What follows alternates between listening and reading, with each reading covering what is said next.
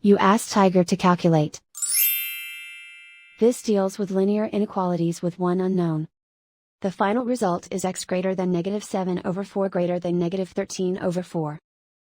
Let's solve it step by step. Group all x terms on the left side of the inequality. Subtract 2x from both sides.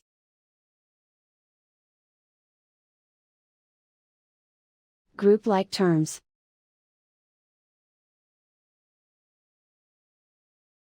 Simplify the arithmetic.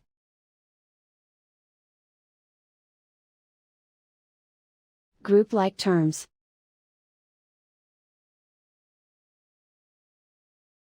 Simplify the arithmetic.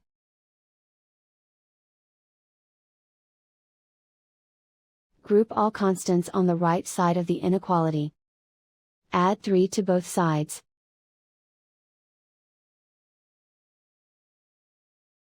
Simplify the arithmetic.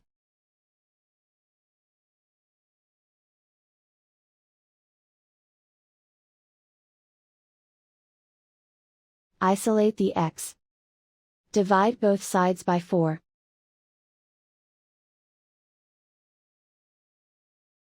Simplify the fraction.